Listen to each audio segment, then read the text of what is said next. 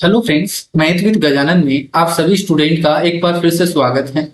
आज की क्लास में हम आरआरबी ग्रुप डी 2018 में जो क्वेश्चन पूछे गए थे मैथ के, वो हम आज की क्लास में डिस्कस करेंगे। देखिए, नेक्स्ट मंथ में आपके ग्रुप डी का एग्जाम है, तो उन सभी स्टूडेंट को टारगेट करके ये वीडियो सीरीज स्टार्ट की है मैंने, जिसमें हम 2018 में जितने भी क्वेश्चन पूछे गए हैं मैथ सेक्शन के, वो सभी हम डिस्कस करेंगे।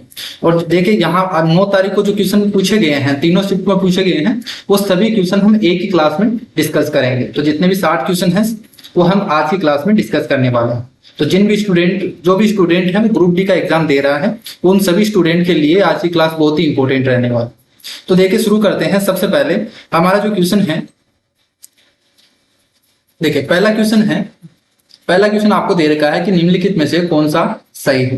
तो आपको बताना है कौन सी संख्या बड़ी है और कौन सी संख्या छोटी है।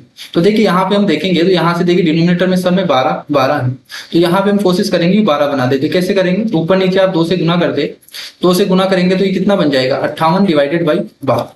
अब यहाँ से देखिए 58 डिवाइडेड 12 और ये 43 डिवाइडेड बाई 12, तो डिनोमिनेटर सेम है और यहाँ से बड़ा कौन है, 58 बड़ा है 43 से, तो ये पहला आंसर हो जाएगा। क्लियर है। तो हमने क्या किया, यहाँ पे डिनोमिनेटर सेम किया है। देखिए, हम थोड़ा जल्दी चलेंगे क्योंकि 60 क्वेश्चन करना है, तो थोड़ा जल्दी करना पड़ेगा, ताकि नहीं तो वीडियो बहुत लंबा चला जाएगा। नेक्स्ट क्वेश्चन देखो, नेक्स्ट क्वेश्चन आपसे बोला है कि तपस, अभी और ऋषि, इनके बीच में केक को बांटा गया। तपस को केक का 1/2 भाग मिला, ऋषि को 1/3 भाग मिला और शेष अभी को प्राप्त हुआ। तो बताओ अभी को कितना भाग मिला। तो देखिए, टोटल 1 भाग है, इसमें से 1/2 भाग है वो तपस को मिला है। ठीक है, 1/2 भाग मिला, तो बचा कितना, 1/2। 1/2 भाग में से 1/3 भाग इसने ऋषि ने किया। ठीक है, ऋषि को प्राप्त हुआ 1/2 माइनस 1/3, तो कितना हो गया, यहाँ से इनको जोड़ दीजिए तो कितना हो गया, देखिए यहाँ से 5/6। तो 5/6 तो इन दोनों के बीच में बांट दिया। टोटल 1 यूनिट था हमारे पास, तो 1 यूनिट में से कितना बचा, यहाँ से 1/6। तो ये इसका आंसर हो जाएगा। दूसरा तरीका, आप दूसरे तरीका भी कर सकते हैं। देखिए, यहाँ पे डिनोमिनेटर क्या है, यहाँ पे 2 है और यहाँ पे 3 है, तो इन दोनों का मल्टीपल ले लीजिए आप टोटल। तो टोटल मान लीजिए, टोटल केक का जो हिस्सा है वो कितना है, 6 हिस्सों में इसे बांटा गया है, 6 है टोटल भाग। इसमें से 1/2 भाग है वो तपस को मिला, तो 1/2 का मतलब आधा, तो आधा पार्ट तो किसको मिला, तपस को। 1/3 भाग, तो 1/3 भाग यानी 2 हिस्सा किसको मिला, ऋषि को मिला। तो बताइए यहाँ से कितना हिस्सा मिल गया, 5 मिल गया, बचा कितना, 1 हिस्सा। तो 1 बच गया, यहाँ से टोटल 6 है, तो कितना आ गया, 1/6 हिस्सा बच गया, जो किसको मिला, अभी। तो ये इसका आंसर हो जाएगा। नेक्स्ट क्वेश्चन देखो, नेक्स्ट क्वेश्चन आपसे बोला है कि किस संख्या का वर्गमूल एक अपरिमेय संख्या होगा, जिसका हम स्क्वायर रूट नहीं निकाल सके, वो क्या होगी, अपरिमेय संख्या होगी। तो यहाँ पे देखिए 1024 है, ये किसका स्क्वायर रूट है, ये 32 का स्क्वायर है। 2401 है, ये किसका स्क्वायर है, 49 का स्क्वायर है। और 4096 ये किसका है, 64 का स्क्वायर। अब एक बार बता देता हूं, क्योंकि जितने भी क्वेश्चन हैं वो इसी से रिलेटेड क्वेश्चन पूछे जाते हैं कि स्क्वायर रूट कैसे निकालते हैं। देखिए, स्क्वायर रूट कैसे निकालते हैं परफेक्ट का, यहाँ पे 4096 दे रखा है। सबसे पहले आप यूनिट डिजिट देख लीजिए। यूनिट डिजिट क्या है, 6 है, तो यूनिट डिजिट के हिसाब से जब स्क्वायर करेंगे तो क्या हो सकता है, यहाँ से या तो 6 होगा, या तो जो स्क्वायर रूट आएगा या तो उसका यूनिट डिजिट 6 होगा, या क्या हो सकता है, 4 हो सकता है। क्लियर है। अब जैसे आपने यूनिट डिजिट कर लिया, यहां से 2 डिजिट काट दीजिए, लास्ट के 2 डिजिट काट दीजिए, अब बचे 40। अब 40 को देखना है ये किन स्क्वायर के बीच में है। तो ये स्क्वायर किसके बीच में है, 6 के स्क्वायर, 6 का स्क्वायर और 7 का स्क्वायर, 36 और 49 के बीच में है। तो जो मिनिमम है, मिनिमम स्क्वायर है, वो लेना है आपको। तो या तो देखिए दूसरी जो सेकंड डिजिट आ गई वो 6, तो या तो 66 होगा इसका स्क्वायर रूट, या क्या होगा, 64। अब आपको पता कैसे लगाना है कि 64 होगा या 66 होगा। इसके लिए 6 और 7 है, ठीक है, इन दोनों को गुना कर दीजिए, 6 7 42। अगर ये जो लास्ट के जो काटने के बाद जो डिजिट बचे हैं 40, अगर ये इससे छोटा है, देखिए 42 से छोटा है, तो आपको छोटी वाली संख्या लेनी है, ये लेंगे, तो ये इसका आंसर हो जाएगा। अगर ये 40, यहाँ पे जो 40 डिजिट है, इसकी जगह अगर 42 से ज्यादा आता, जैसे मान लीजिए अगर 45 कुछ आ जाता, तो हम क्या करते हैं, फिर 66 लेते, इस तरीके से लेते हैं। ठीक है, तो आपको समझ में आ गया होगा। अगर किसी स्टूडेंट को समझ में नहीं आया है, तो मैंने एक ई बुक बनाई है कंप्लीट इस कैलकुलेशन पे, कैलकुलेशन ट्री की बुक बनाई है, वो टोटल 21 रुपए में है। जितने भी स्क्वायर रूट हैं, स्क्वायर हैं, क्यूब हैं, वो कैसे हम निकालते हैं वो मैंने इसमें रख दिया है। तो नीचे डिस्क्रिप्शन बॉक्स में उसकी लिंक दी हुई है, वहां से आप डाउनलोड करके पढ़ सकते हैं। देखिए, नेक्स्ट क्वेश्चन है नेक्स्ट क्वेश्चन है 9.5% वार्षिक साधारण ब्याज की दर से कोई राशि 6 वर्ष में 942 रुपए हो जाती है। आरंभ में निवेश किया गया, अब इसमें कितने रुपए निवेश किया गया था। ठीक है, तो आपको डायरेक्ट दे रखा है। आपको क्या करना है, यहाँ से देखिए इफेक्टिव रेट लगा दीजिए। इफेक्टिव रेट क्या होगी यहाँ से, अब इफेक्टिव रेट क्या होती है, अगर साधारण ब्याज आपको दे रखा है तो इफेक्टिव रेट होती है रेट इंटू टाइम। तो रेट आपको कितनी दे रखी है 9.5%, 9.5% और टाइम कितना दे रखा है 6%, 6%। तो देखिए यहाँ से कितना हो गया 9 × 54 और 3 57। ठीक है, तो 57 हो गया। इफेक्टिव रेट का मतलब 57% हो गया। यानी अगर टोटल 100 रुपए था तो उसमें 57 रुपए उसका ब्याज होगा, ये सिंपल इंटरेस्ट होगा। ठीक है, और हमें दिया कितना है 942। तो 942 ये सिंपल इंटरेस्ट दे रखा है, यानी 57% की वैल्यू, 57% की वैल्यू है। हमें पूछा क्या है आरंभ में कितना निवेश किया गया, यानी 100 की वैल्यू आपसे पूछी है, 100 यूनिट की वैल्यू। तो यहाँ से सोल्व कर लीजिए, देखिए कितना बार चला जाएगा 5 × 30। ठीक है, यहाँ से 6 से चला जा रहा है पूरा पूरा, ये 6 से चला जाएगा तो कितना आ गया इसका आंसर 600। क्लियर है। नेक्स्ट क्वेश्चन देखिए। नेक्स्ट क्वेश्चन आपसे बोला है कि उमर अविनाश ने क्रमशः 10,000 15,000 रुपए निवेश करके एक साझेदारी शुरू की, लेकिन वित्तीय समस्या के कारण अविनाश ने 8 महीने के बाद अपना निवेश वापस ले लिया। पहले 12 मास का लाभ दोनों के बीच में किस अनुपात में बांटा जाएगा। ठीक है, तो ये पार्टनरशिप का क्वेश्चन है। आपको देखिए कितना इन्होंने जो इन्वेस्ट किया है, इन्वेस्ट का रेशियो कितना आ गया यहाँ से देखिए 10,000 और 15,000। तो 10,000 इन्वेस्ट किया है इसने, तो 10,000 किया है और इसने 15,000 किया है। ये तो उमर है और ये अविनाश है। टाइम कितना लगाया इन्होंने, अविनाश है, अविनाश 8 महीने के लिए, तो अविनाश ये 8 मंथ के लिए, और उमेश है वो टोटल 1 साल के लिए करता है, यानी 12 मंथ के। ठीक है, और आपको बताना है इनका रेशियो। तो देखिए रेशियो निकालने के लिए अगर आपको प्रॉफिट का रेशियो निकालना है, प्रॉफिट का रेशियो क्या होता है इन्वेस्ट इंटू टाइम का रेशियो। तो यहाँ से देखिए इनका तो रेशियो क्या आ गया 10,000 और 15,000 का। तो यहाँ से तो देखिए रेशियो निकालेंगे, 3 कट गया, तो 5 दूनी 10, 5 दिया 15, ये आ गया। और इनके टाइम का रेशियो कितना आ गया, देखिए यहाँ से 4 से डिवाइड कर दीजिए, 4 दिया 12, 4 दूनी 8, ये आ गया। तो इनका टाइम प्रॉफिट का रेशियो क्या हो जाएगा, इनको गुना करके निकालेंगे प्रॉफिट का, तो 3 दूनी 6 और यहाँ से 3 दूनी 6, तो कितना आ गया 1:1। तो ये इसका आंसर हो जाएगा। क्लियर है। नेक्स्ट क्वेश्चन देखो। नेक्स्ट क्वेश्चन आपसे बोला है कि 2 अंकों की वह संख्या ज्ञात कीजिए जो इसके गुणनफल जो इसके अंकों के गुणनफल की 3 गुना हो। देखिए ये लाइन बहुत इंपॉर्टेंट है, या तो आप मान के कर सकते हो या आप डायरेक्ट क्या करो, अगर आपको एग्जाम में करना है तो आप ऑप्शन मेथड लगा दीजिए इस टाइप के क्वेश्चन। देखिए क्या करेंगे, इसने क्या बोला है कि इसके अंकों के गुणनफल का 3 गुना हो, जो संख्या है वही। जैसे अपन 12 लेते हैं तो 12 के इनके अंकों का गुणनफल कितना हो गया 3, और इसका 3 गुना होना चाहिए, तो कितना आया 9, लेकिन ये तो 12 है तो ये तो नहीं होगा। इसी तरीके से इसमें देखेंगे, देखिए इनका गुणनफल कितना हो गया 8 चौक 32, और 32 का 3 गुना 48 नहीं आ रहा, ये भी नहीं होगा। 24 देखते हैं, 4 दूनी 8, इनका 8 हो गया गुणनफल, 8 का 3 गुना 24 आ रहा है, तो ये इसका आंसर हो गया। तो इस तरीके से भी आप ऑप्शन तरीके से लगा सकते हैं। नेक्स्ट क्वेश्चन को देखिए। नेक्स्ट क्वेश्चन है 15,376 का वर्गमूल क्या है। जो अभी मैंने पहले क्वेश्चन बताया था वर्गमूल निकालने का, वही तरीका है। देखिए 15,376 ये है। अब यहाँ से 6 है, लास्ट डिजिट क्या है 6, तो स्क्वायर रूट का यूनिट डिजिट क्या होगा, या तो 6 होगा या क्या होगा 4 होगा। जैसे ये पता कर लिया, इसको काट दीजिए। अब इसमें देखिए 153 किसके बीच में है, जो बाकी का डिजिट है वो किस स्क्वायर के बीच में है, तो ये किसके स्क्वायर के बीच में है 12 का स्क्वायर यानी 144 और 13 का स्क्वायर 169। तो 12 का स्क्वायर और 13 का स्क्वायर के बीच में है, तो यानी जो हमारा स्क्वायर रूट होगा वो या तो 126 होगा या 124 होगा। ठीक है, फिर मैंने बताया था कि हम कम जो है डिजिट वो कब लेंगे और ज्यादा वाला कब लेंगे। तो इसके लिए हम क्या करते हैं 12 और 13 को गुना करते हैं। 12 और 13 को गुना करेंगे यानी 12 का स्क्वायर 144, 144 और 12 जोड़ेंगे तो 144, 47, 157। ठीक है, देखिए 157 से 153 कम है, तो कम वाला डिजिट लेंगे 124, तो ये इसका आंसर हो जाएगा। देखिए ऑप्शन में तो यहाँ पे 126 था ही नहीं, तो ये तो लेने की कोई जरूरत ही नहीं थी। यहाँ पे अगर ऑप्शन से देखते तो आपको डायरेक्ट ही पता चल गया कि यहाँ से 124 आएगा। ठीक है, बाकी आप यहाँ से इस तरीके से भी निकाल सकते हैं, ये इसका आंसर हो जाएगा। नेक्स्ट क्वेश्चन देखो। नेक्स्ट क्वेश्चन आपसे बोला है कि यदि बहुलक और माध्यिका के बीच अंतर 2 है। ठीक है, बहुलक यानी मोड और मीडियन, मोड और मीडियन के बीच में आपको डिफरेंस दे रखा है 2 का, और आपसे पूछा है कि मीडियन और माध्य, ठीक है, मीन के बीच में, इनके बीच में डिफरेंस क्या होगा, ये आपसे पूछा है। देखिए आपको यहां से देखिए क्या फॉर्मूला आपको अगर पता हो, देखिए फॉर्मूला क्या होता है, पहले आप यहां से देखिए मोड निकाल लीजिए कि जो मोड होगा वो क्या हो जाएगा, यहां से 2 प्लस मीडियन, ये उधर चला जाएगा, ये मीडियन। अब आपको फॉर्मूला पता होगा कि जो मोड होता है, ये मोड होता है, ये क्या होता है, 3 median, 3 into median minus 2 into mean, ठीक है, ये होता है 2 इंटू मीन। ये फॉर्मूला याद रखना बहुत इंपॉर्टेंट है। तो ये लगाएंगे अपन, देखिए मोड क्या आ गया हमारे पास, 2 प्लस मीडियन, तो यहां पे पुट कर दीजिए 2 plus median is equal to 3 median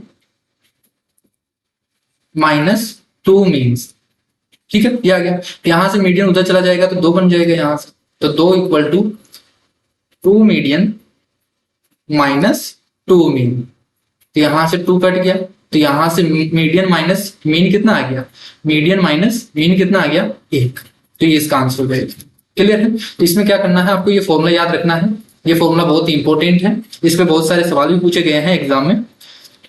देखिए नेक्स्ट क्वेश्चन है, ये पूछा गया आपको सिंपल इंटरेस्ट से, 1600 रुपए की राशि है, वो 6 साल के लिए 5% की वार्षिक दर से साधारण ब्याज कितना होगा, आपको सिंपल इंटरेस्ट पूछा है। तो सिंपल इंटरेस्ट कितना हो जाएगा, देखिए इफेक्टिव रेट कितनी हो गई, रेट इनटू टाइम, तो 30%, तो 30% इफेक्टिव रेट यानी 30% क्या है, सिंपल इंटरेस्ट है, तो 1600 का आप डायरेक्ट 30% निकाल लें, तो 1600 का 30% कितना हो गया, 480 रुपए, ये इसका आंसर हो जाएगा। क्लियर है। आपको सिंपल इतना ही करना है, बहुत ही इजी सवाल पूछे जाते हैं ग्रुप डी में। नेक्स्ट क्वेश्चन देखो, हाइट एंड डिस्टेंस से आपसे पूछा गया है सवाल कि 13 मीटर लंबी एक सीढ़ी है, सीढ़ी की लंबाई आपको 13 मीटर दे रखी है, खिड़की जो एक खिड़की तक पहुंचती है जो सड़क के किनारे की जमीन से 12 मीटर ऊपर है। जैसे मान लीजिए ये अगर सड़क है, ये अगर सड़क है और इसके ऊपर, ठीक है, यहाँ पे, ठीक है, ठीक से बना देता हूं, यहाँ पे कोई सड़क जो खिड़की है जिसकी ऊंचाई कितनी है, 12 मीटर है, ठीक है, ये 12 मीटर है और ये सड़क है, ठीक है, इस तरीके से ये सड़क की है। इसके बीच में से देखिए यहां से कोई भी पॉइंट ले लीजिए, यहां से ये इसकी सीढ़ी, ये सीढ़ी और इसकी सीढ़ी की जो लंबाई है वो कितनी दे रखी है आपको, 13 मीटर, ये 13 मीटर, ठीक है। अब इसने बोला है कि यदि इसके पाद को उसी बिंदु पर रखते हुए, इसी बिंदु पर रखते हुए सीढ़ी को सड़क के दूसरी ओर लगाया जाए, जैसे ये एक किनारा हो गया सड़क का, जैसे ये दूसरा किनारा है, ठीक है, इसके दूसरे किनारे की तरफ रखा जाए, तो ये दूसरी तरफ रखा जाए तो क्या होता है, दूसरी ओर लगाया जाता है तो खिड़की तक 5 मीटर ऊंचाई तक पहुंच पाता है, ठीक है, ये 5 मीटर तक पहुंच पाता है। ये तो लेंथ तो सेम रहेगी इसकी, जो सीढ़ी की लेंथ है वो भी 13 मीटर रहेगी और ये सड़क हो गई है आपके पास, तो आपको क्या करना है, ये लंबाई बतानी है टोटल, ये टोटल लंबाई कितनी होगी। तो देखिए यहां से ट्रिपलेट बन गया, ये 90 होगी, तो यहां से ट्रिपलेट बन गया, देखिए 5 12 13 का ट्रिपलेट होता है, 5 12 13 ये होता है, तो अगर ये 12 है तो ये कितना होगा, 5 होगा, ये 13 हो गया, इस तरीके से 5 ये हो जाएगा 12 ये 13, तो बताइए यहां से कितनी लेंथ होगी, ये टोटल 12 और 5 17 मीटर, तो ये इसका आंसर हो जाएगा। क्लियर है। नेक्स्ट क्वेश्चन देखो, नेक्स्ट क्वेश्चन आपसे बोला है कि एक रेलगाड़ी है वो 90 किलोमीटर प्रति घंटे की चाल से 100 मीटर लंबे पुल को पार करने के लिए 10 सेकंड का समय लेते हैं, रेलगाड़ी की लंबाई मीटर में बतानी है आप। तो देखिए यहां से पहले तो आपको बोल रखा है 90 किलोमीटर प्रति घंटा, ये इसकी स्पीड दे रखा है 90 किलोमीटर प्रति घंटा, और यहाँ पे मीटर और सेकंड में दे रखा है, तो सबसे पहले इसे मीटर प्रति सेकंड में कन्वर्ट कर लीजिए। तो मीटर पर सेकंड में कन्वर्ट करने के लिए क्या करते हैं अपन, 5/18 से गुना करते हैं, या आप वैसे भी कर सकते हो, किलोमीटर की जगह 1000 और जो घंटा है उसकी जगह 60 × 60 करके करेंगे तो 60 हो जाएगा, ठीक है, ये 5/18 आता है, तो 90 × 5/18, तो यहां से 18 पंजी 90 यानी 25 मीटर पर सेकंड। तो जो स्पीड आ गई वो आपके पास क्या आ गई, 25 मीटर पर सेकंड, ये स्पीड आ गई मीटर पर सेकंड। अब देखिए यहां से बोला है कि 100 मीटर पुल है, 100 मीटर पुल है, और इस रेलगाड़ी की लंबाई अपन मान लेते हैं कि एल है, ये एल है, ये हो गया दूरी। अब आपको पता है कि दूरी बराबर क्या होता है, चाल इंटू समय, डिस्टेंस क्या होता है, स्पीड इंटू टाइम, तो स्पीड तो कितनी है 25, यहाँ से स्पीड कितनी है 25 और टाइम कितना ले रहा है 10 सेकंड, ये 10 सेकंड। तो देखिए 100 प्लस एल है, 100 प्लस एल है, ये दूरी किसके इक्वल हो गई 250। तो यहाँ से एल कितना आ गया 150, ये इसका आंसर हो गया। क्लियर है? तो आपको ये फॉर्मूला लगाना है डायरेक्ट। नेक्स्ट क्वेश्चन देखो, नेक्स्ट क्वेश्चन आपसे बोला है कि उपरोक्त वृत्त में चाप AB, चाप ये AB है, को स्पर्श रेखा DE, ये स्पर्श रेखा DE है, से मिलके बिंदु पर मिलाने के लिए बढ़ाया जाता है यदि AB की लंबाई 12 है। यदि AB की लंबाई ये 12 सेंटीमीटर है और DE की लंबाई, ये DE की लंबाई है ये 8 सेंटीमीटर। तो आपसे पूछा है कि BD की लंबाई क्या होगी, ये BD की लंबाई क्या होगी, ये आपसे पूछा है। तो आप इसमें टेंजेंट फॉर्मूला लगा दीजिए। टेंजेंट फॉर्मूला क्या होता है, देखिए अगर इस टाइप से हो तो ये टेंजेंट फॉर्मूला होगा AB इंटू, ये हो जाएगा AD into BD equal to DE का स्क्वायर, DE का स्क्वायर। देखिए आपने इस तरीके से पढ़ा होगा, इस तरीके से पढ़ा होगा कि ये अगर P है, ये टेंजेंट T है, ये A पॉइंट है, ये B पॉइंट है, तो आपके पास ये फॉर्मूला बन जाता है कि PT स्क्वायर इक्वल टू क्या होता है PA इंटू TP। तो ये फॉर्मूला मैंने यहाँ पे लगाया है, ठीक है। तो देखिए यहाँ से क्या हो गया AD into BD equal to DE square. तो AD तो आपके पास कितना हो गया, अगर मैं इसको अक्स मान लेता हूँ, इसको अक्स मान लेता हूँ कि BD को, तो ये टोटल कितना हो गया AD कितना हो जाएगा 12 प्लस अक्स। तो 12 प्लस अक्स हो गया AD। BD की वैल्यू आपके पास दे रखी है, ये हमने माना अक्स है, ये अक्स हो गया। और DE का स्क्वायर, DE कितना है 8, तो 8 का स्क्वायर कितना हो गया 64। अब या तो आप यहाँ से क्वाड्रेटिक इक्वेशन सोल्व कर लीजिए या आप यहाँ से ऑप्शन मेथड लगा दीजिए। देखिए यहाँ से ऑप्शन मेथड लगाना बेस्ट है, क्योंकि अगर आप यहाँ से सोल्व करेंगे फिर क्वाड्रेटिक इक्वेशन आएगी, उसके स्क्वायर रूट निकालेंगे आप और फिर आपको आंसर बताना होगा। तो इससे अच्छा है कि आप यहाँ से ऑप्शन मेथड पुट करके देख लीजिए। देखिए यहाँ से 6 पुट करके देखते हैं, तो 12 और 6 18, 18 इंटू 6 करेंगे 64 नहीं आ रहा, तो ये तो नहीं होगा। जैसे 4 रूट 6 है, 4 रूट 6 पुट करेंगे, यहाँ से 4 रूट 6 पुट करेंगे तो ये भी नहीं बन रहा है, ठीक है। जैसे यहाँ से 4 पुट करेंगे तो 12 और 4 16 और यहाँ से 4, तो 64 इक्वल टू 64, यानी इसको सेटिस्फाई कर रहा है, तो ये इसका आंसर हो जाएगा। तो जब भी आपके पास इस टाइप का क्वेश्चन मिले तो आप यहाँ से ऑप्शन मेथड लगा दीजिए या आप यहाँ से क्वाड्रेटिक इक्वेशन सोल्व करेंगे तो भी ये 4 आंसर आ जाएगा। नेक्स्ट क्वेश्चन देखिए, नेक्स्ट क्वेश्चन आपसे एवरेज का क्वेश्चन पूछा गया है। एवरेज का क्वेश्चन देखिए, किसी कक्षा में 9 छात्र और कुछ छात्राएं हैं, कुछ तो स्टूडेंट बॉयज हैं और कुछ गर्ल्स हैं। किसी परीक्षा में छात्रों के जो अंक हैं, प्राप्तकों का औसत है वो 12 है और छात्राओं के गर्ल्स का औसत है वो 14 है। यदि सभी छात्राओं के कुल प्राप्तकों का औसत है वो 13.1 है, तो कुल छात्रों की संख्या क्या होगी। क्लियर? तो देखिए इसमें आपको दोनों दे रखे हैं, एक तो बॉयज है और गर्ल्स। अब इसमें देखिए टोटल भी दे रखा, तो आप यहां से एलिगेशन मेथड लगा दीजिए, यहां से एलिगेशन मेथड लगा दीजिए। बॉयज और गर्ल्स का जो प्राप्तकों का है, इनके जो नंबर्स आए हैं उनका रेशियो कितना है, देखिए औसत का बॉयज का तो कितना है 12 और गर्ल्स का कितना है 14, और इनका टोटल दे रखा है। टोटल को क्या करना, आपको बीच में रखना है, तो टोटल आपको 13.1 दे रखा है, 13.1। अब क्या करना है, देखिए 13.1 में से 12 घटा दीजिए, तो ये तो कितना बच गया यहाँ से 1.1, और यहां से बड़ी संख्या में छोटी संख्या घटाते हैं, तो 14 माइनस 13.1 करेंगे तो कितना आ गया पॉइंट, यहां से कितना आ गया 0.9, ठीक है। तो यहां से इनका रेशियो कितना आ गया 9:11। तो ये 9:11 किसका रेशियो है, बॉयज और गर्ल्स का। 9:11 किसका रेशियो है, बॉयज और गर्ल्स का। अब आपसे बोला है कि 9 बॉयज है, 9 कितने हैं बॉयज है, तो अगर 9 बॉयज है, यहां से रेशियो से क्या आ गया कि अगर 9 बॉयज है तो गर्ल्स कितनी होगी 11, तो गर्ल्स 11 होगी। क्वेश्चन में पूछा है टोटल कितने स्टूडेंट थे, तो 11 प्लस 9 20 स्टूडेंट, तो टोटल 20 स्टूडेंट थे, ये इसका आंसर हो जाएगा। नेक्स्ट क्वेश्चन देखो, नेक्स्ट क्वेश्चन आपसे बोला है कि एक स्विमिंग पूल को 3 टैंकरों A, B और C के माध्यम से 10 घंटे में भरा जाता है। टैंकर C है, टैंकर B से 2 गुना तेज है और टैंकर B टैंकर A से 2 गुना तेज है। स्विमिंग पूल को टैंकर A द्वारा भरने में कितना समय लगे। तो ये टाइम एंड वर्क का क्वेश्चन है, जो मैंने अभी जो लास्ट हमारा टॉपिक था वो मैंने कंप्लीट पढ़ा है। टाइम एंड वर्क जितने भी टाइप थे वो सभी मैंने इसमें कंप्लीट करवाए हैं। तो अगर किसी स्टूडेंट को टाइम एंड वर्क बिल्कुल बेसिक से पढ़ना है तो वो देख सकता है। तो देखिए क्वेश्चन में बोला है कि ए बी और सी है कि ए बी और सी के माध्यम से 10 घंटे में भरा जा सकता है। तो टोटल है ए बी और सी है, एक स्विमिंग पूल को 3 टैंकरों ए बी सी के माध्यम से 10 घंटे में भरा जाता है, तो ये 10 घंटे लगते हैं। टैंकर सी है, टैंकर सी टैंकर बी से दुगना तेज है, यानी बी की एफिशिएंसी अगर 1 है तो सी की एफिशिएंसी कितनी है, 2 है। टैंकर बी टैंकर ए से दुगना तेज है, टैंकर बी टैंकर ए से दुगना तेज है, यानी अगर ए 1 है तो ये कितना होगा, 2। तो यहां से इनका रेशियो कितना आ गया टोटल, तो यानी आप क्या करिए, यहाँ से 2 से गुना कर दीजिए, तो ये 1 अनुपात, इसको हम 2 से गुना कर देंगे, बी सेम हो जाएगा, तो ये 2 और ये 4। तो ए बी और सी का रेशियो कितना आ गया, 1:2:4। क्लियर है। इसने पूछा क्या है कि ए द्वारा टोटल कितने समय में टैंकर भरा जाएगा, तो ए बी और सी है वो 10 घंटे ले रहे हैं, इनकी एफिशिएंसी आ गई तो टोटल टाइम निकल जाएगा यहाँ से, जो टोटल वर्क होगा वो कितना आ जाएगा, 10 इंटू इनकी एफिशिएंसी कितनी हो गई, 4 और 2 6 और 1 7, तो टोटल एफिशिएंसी हो गई 70।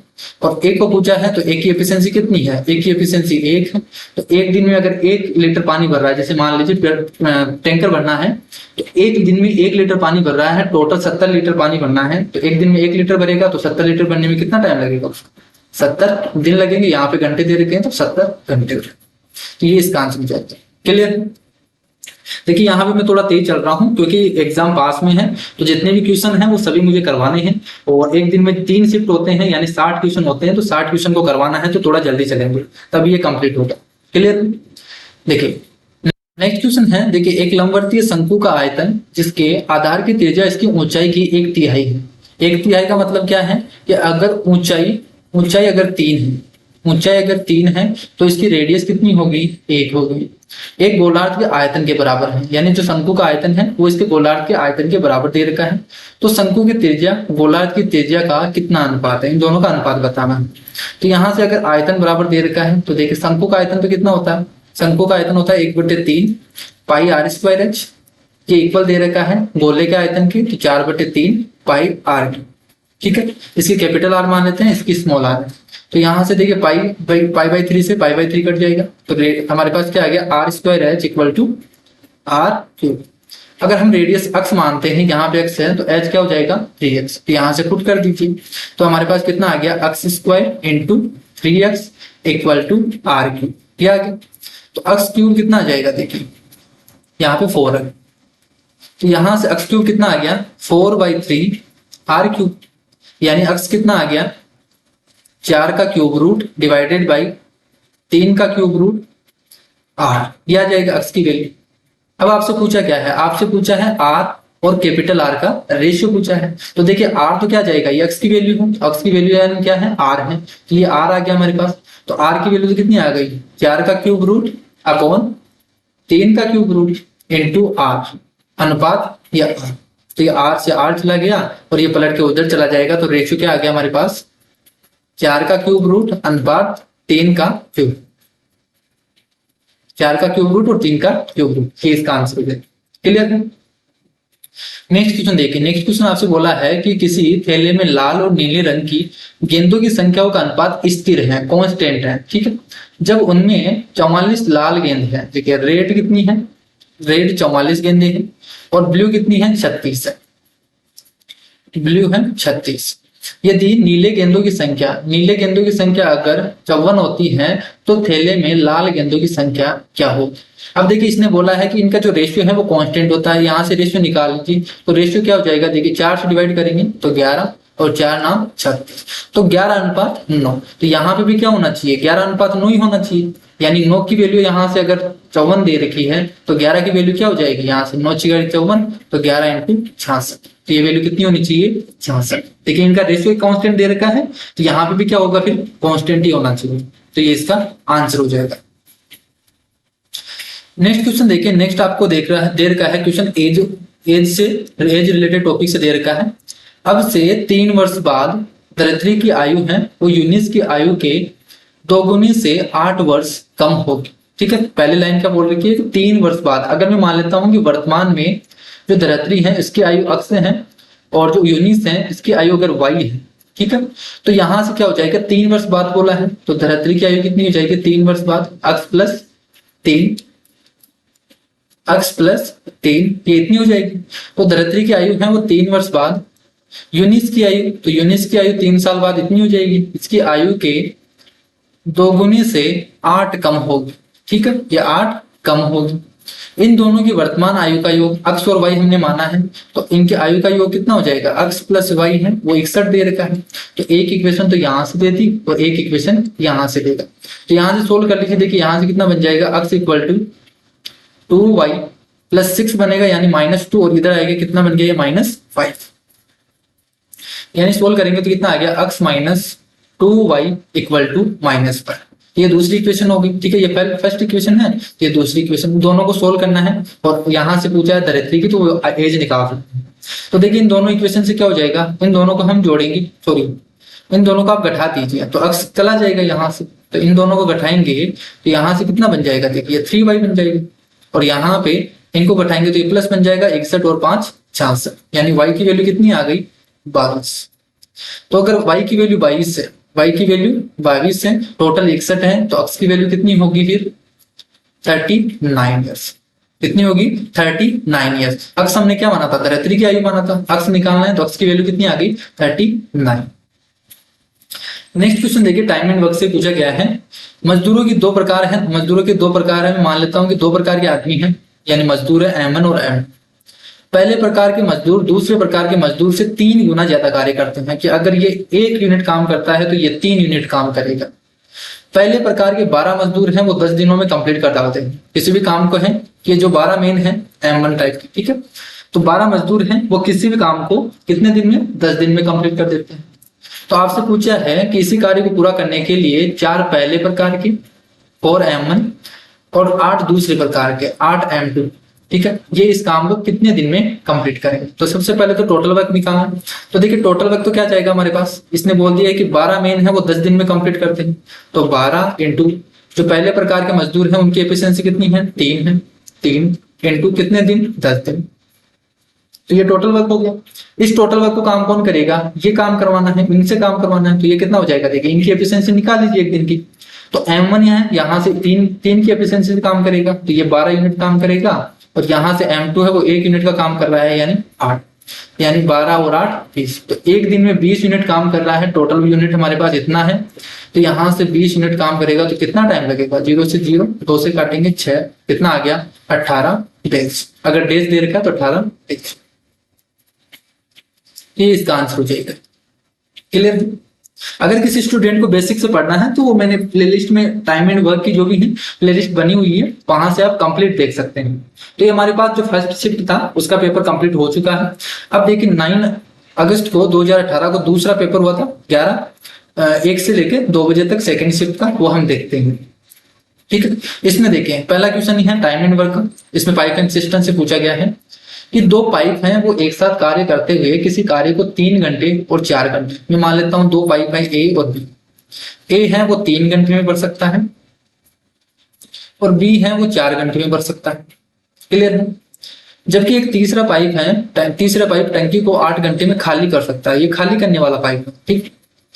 ये 8 घंटे में खाली कर सकता है, माइनस लगा देता हूं, यानी खाली करने वाला है।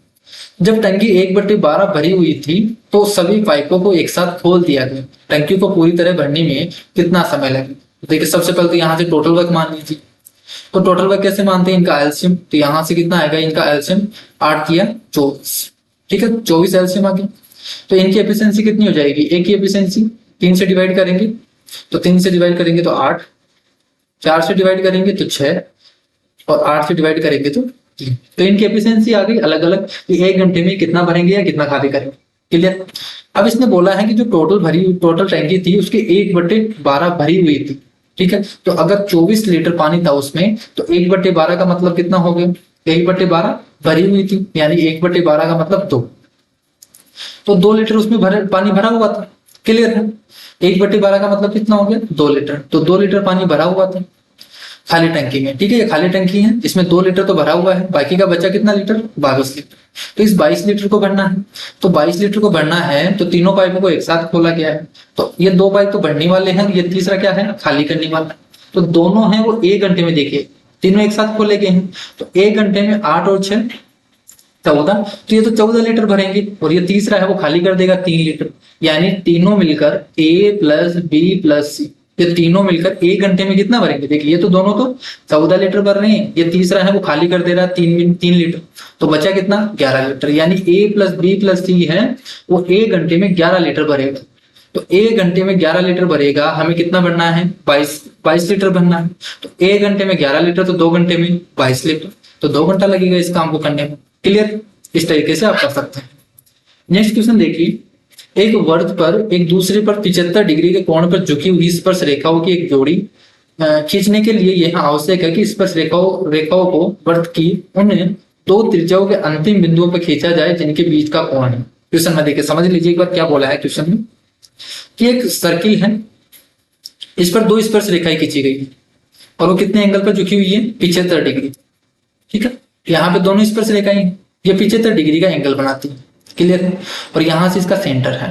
इसने बोला है कि वर्त की 2 त्रिज्याओं के अंतिम बिंदु, यानी ये त्रिज्या और ये त्रिज्या, तो इन दोनों के बीच में कितना एंगल बनेगा ये आपसे पूछा गया है। यहाँ तो 90 बनेगा और ये भी क्या होगा? 90 होगा। तो आपसे ये एंगल पूछा है। तो देखिए ये क्या बन गया? क्वाड्रिलेटरल बन गया, चतुर्भुज बन गया। चतुर्भुज के चारों कोणों का योग कितना होता है? 360 डिग्री। तो ये 90, ये 90, तो ये तो 180 हो गया। तो बचा कितना? वो 180। यानी अगर ये 75 है तो ये कितना होगा? 180 माइनस 75। 180 माइनस, देखिए ये क्या होता है? 180 माइनस थीटा। अगर इसको हम थीटा बोले तो ये क्या होगा? 180 माइनस थीटा। तो ये क्या हो जाएगा? 180 माइनस 75, यानी कितना आएगा? 105 डिग्री। ये इसका आंसर हो जाएगा। नेक्स्ट क्वेश्चन देखो, नेक्स्ट क्वेश्चन आपसे बोला है कि एक बगीचे में आम और नीम के 361 पौधे हैं। यदि आम और नीम के पौधों का अनुपात 8:11 है तो बगीचे में नीम के पौधे कितने हैं? तो आपको सिंपली आपको रेशियो में डिवाइड करना है। तो टोटल 361 है और यहाँ पे इनका रेशियो कितना दे रखा है? नीम का और आम का, इनका रेशियो देखिए कितना है? 8:11। तो अब यहाँ डायरेक्ट इनको अनुपात में बांट दीजिए, टोटल के नीचे टोटल करेंगे तो 11 और 8 19। निकालना किसका है? हमें नीम का पूछा है या आम का पूछा है? नीम का पूछा है, तो नीम का कितना है? 11। तो 11 से गुना कर दीजिए। ठीक है, 19 है, इसका स्क्वायर है, 19 बार चला जाएगा ये। 19 को 11 से गुना करेंगे तो कितना आ जाएगा? 9 10 209।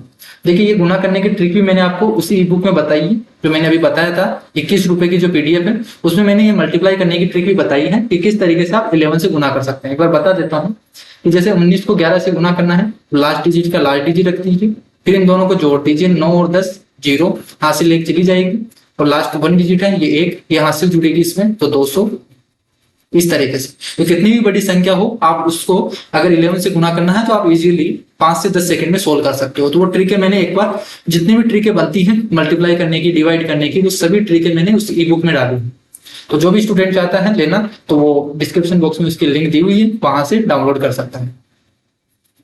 यदि 3x² plus ax plus 4 x minus 5 द्वारा पूर्णतः विभाज्य है तो a का मान क्या होगा? तो देखिए जब भी इस टाइप का क्वेश्चन मिले, देखिए बहुत ही इंपॉर्टेंट सवाल है, इस टाइप का क्वेश्चन सभी एग्जाम में पूछा जाता है।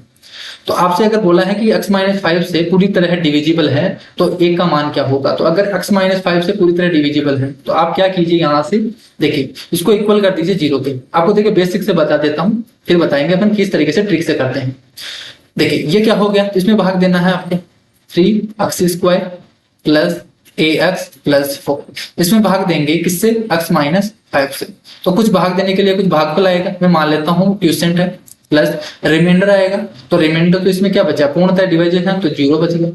तो यहाँ से इसका पूछा है कि इसमें a की वैल्यू क्या होगी। तो देखिए इसको हम 0 करने के लिए क्या कर सकते हैं, यहाँ से अगर हम x की वैल्यू 5 पुट कर दे, यहाँ से x की वैल्यू 5 पुट कर दे तो ये तो पूरा का पूरा 0 बन जाएगा। तो यहाँ से क्या बन जाएगा? इक्वल हो जाएगा 0 के।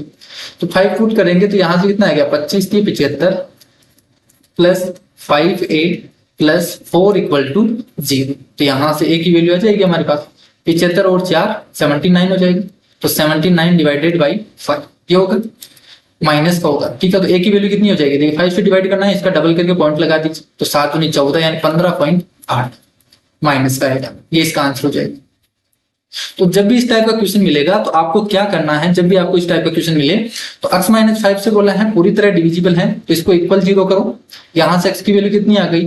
5, और यहाँ पे पुट कर दो इस 5 को, x की जगह यहाँ पे 5 पुट कर दीजिए और इसको इक्वल 0 कर दीजिए और यहाँ से जिसकी भी वैल्यू पूछा है कांस्टेंट की वैल्यू वो आप निकाल लीजिए तो इसका आंसर हो जाएगा। इससे रिलेटेड हम आगे भी एक दो क्वेश्चन आएंगे, वो डिस्कस करेंगे, तो इसमें और अच्छा आपको अच्छे से समझ में आ जाएगा। नेक्स्ट क्वेश्चन देखो कि एक कक्षा में 25 लड़कों की लंबाई का माध्य कितना है? 150 सेंटीमीटर। तो बॉयज हैं, इनका रेशियो, इनके जो माध्य है वो कितना है? 150 है। और लड़कियों का कितना है? 35 लड़कियां हैं और बॉयज हैं 25, और इनका माध्य कितना है? 145। कक्षा में सभी 60 विद्यार्थियों की औसत ऊंचाई का माध्य कितना हो? ठीक है, तो जब भी आपको क्या पूछा, देखिए वही एलिगेशन वाला तरीका यहाँ पे। अब इसमें इस बार क्या पूछ लिया, यहाँ से आपसे इसकी वैल्यू पूछा है, इसमें बीच में जो माध्य होगा, संयुक्त माध्य होगा, वो क्या होगा, तो आपको यहाँ से दे रखा है। तो देखिए यहाँ से इसका रेशियो निकाल लीजिए। सबसे पहले तो बॉयज और गर्ल्स का रेशियो कितना हो जाएगा, यहाँ से इनका रेशियो कितना हो जाएगा? 5:7। तो यहाँ से आप पुट कर दीजिए, ये देखिए इनका रेशियो कितना आ गया, इनको काट दीजिए तो 5:7, ये आ गया 5:7। क्लियर है? अभी देखिए यहाँ से संयुक्त निकालना है, तो आपको क्या करना है, इनको गुणा कर दीजिए 15.75, तो ये हो गया 75। इनको गुणा करेंगे 7 से गुणा करेंगे तो कितना आ जाएगा? 7 से गुणा करेंगे 7 पंजे 35, 3 7 चौक 28, 3 31, 3 7 और 3 10, 1015। तो ये तो इनका हो गया, ये इनका हो गया, और किस में बांटना है? इस अनुपात में, 5:7 में है, तो टोटल लिख दीजिए यहाँ पे 5 और 7 12। वाह, ठीक है। तो यहां से इसको सोल्व करेंगे, कितना आ जाएगा? देखिए 1015 है, तो यहां से कितना हो जाएगा? 1775, सॉरी 1765, 1765 आएगा यहाँ से, डिवाइडेड बाई 12। तो सोल्व कर लीजिए, 12 से डिवाइड करेंगे अपन, तो यहाँ से कितना आएगा? 12 एकम 12, 5 बचेगा, 12 चौक 48, 48 8 बचेगा, 12 स्थान 84, यानी 147 पॉइंट समथिंग जाएगा। आपको बताना इंटीजर में, तो कितना आ गया इसका आंसर? 147। क्लियर है? तो इस तरीके से कर सकते हैं। बाकी आप वैसे भी कर सकते हैं। देखिए यहाँ पे 25 का माध्य दे रखा है, इसको मल्टीप्लाई करेंगे, इसको मल्टीप्लाई करेंगे, वो लेंथी मेथड होगा। इससे अच्छा आप यहाँ से डायरेक्ट तरीके से कर सकते हैं।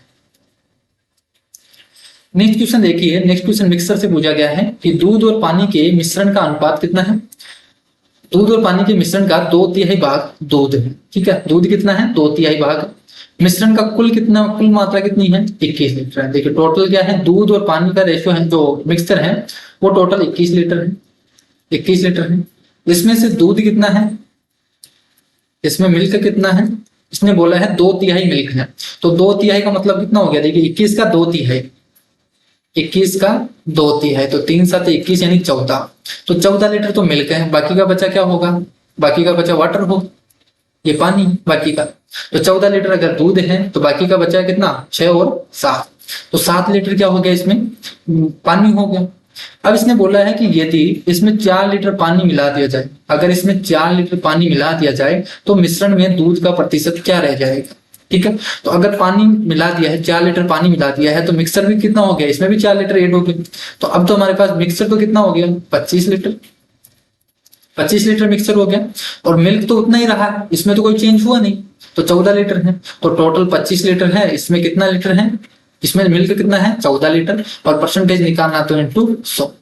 देखिए 25 का मतलब कितना हो गया? 25 चौक 100 और 14 चौक 56, तो कितना आ गया यहाँ से? 56%।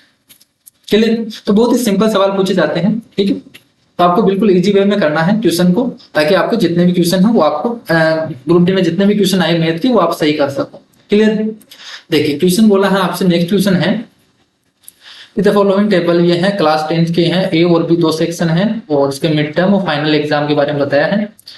The percentage of student in section A क्या होगा? तो आपसे पूछा है कि परसेंटेज ऑफ जो स्टूडेंट है ए में कितने स्टूडेंट है उनका परसेंटेज बताना है। तो आपको परसेंटेज बताना है, तो सबसे पहले तो आपको क्या करना है कि टोटल स्टूडेंट निकालना है।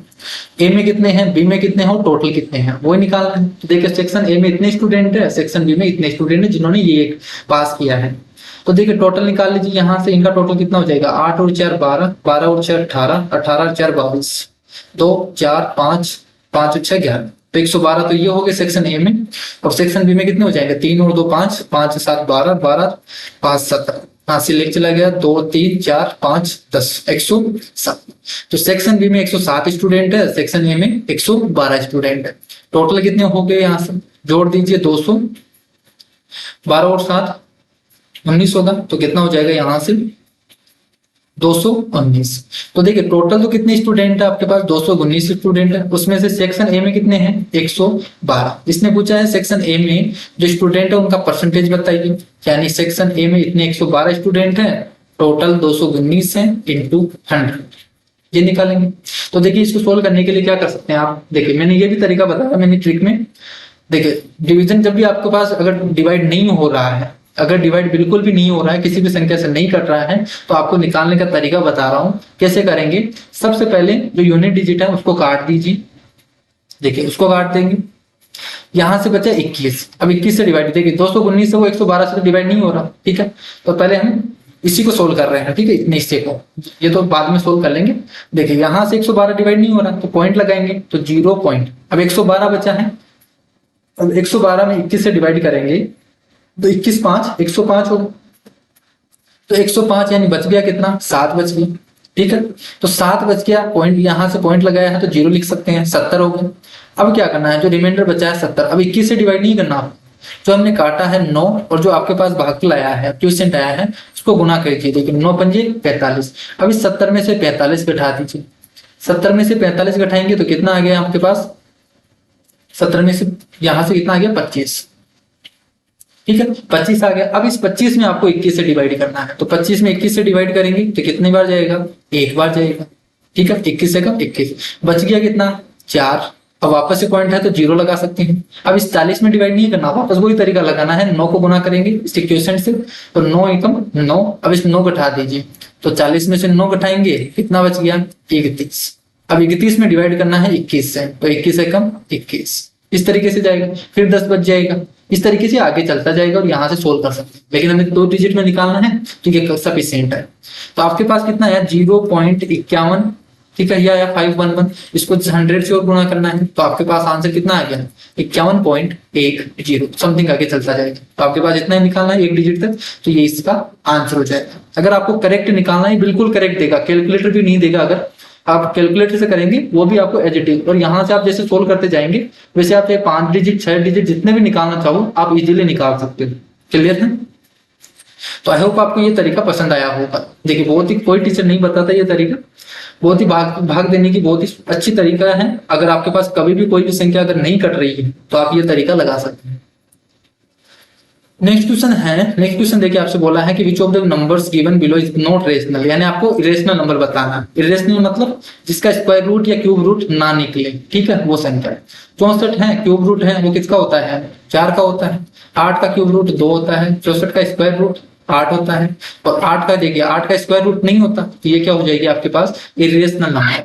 क्लियर है? नेक्स्ट क्वेश्चन देखो, साधारण ब्याज से पूछा गया है, सिंपल इंटरेस्ट।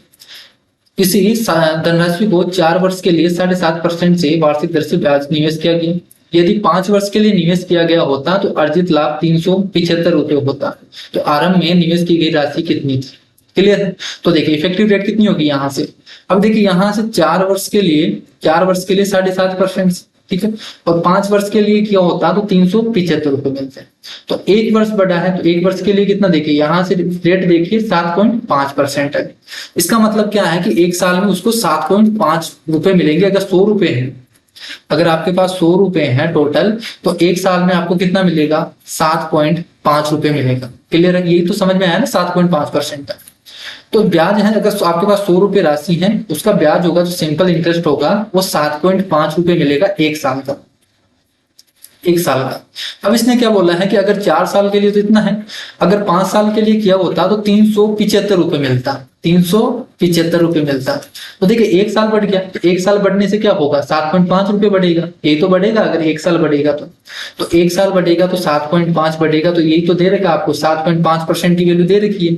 और आपसे पूछा गया है 100% की वैल्यू पूछा है, यही तो पूछा है कि 1 साल बढ़ जाए अगर तो 375 रुपए ज्यादा मिलता, तो 7.5% बढ़ गया तो 7.5% की वैल्यू ये दे रखी है, 100 की वैल्यू पूछा है।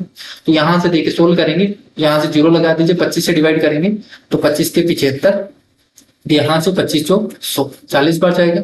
3 से डिवाइड कर दीजिए, यहाँ से 3 3 जो नीचे 3 पंजी 15, 4 से डिवाइड करेंगे 12 चौक 48, यानी कितना आ गया 5000।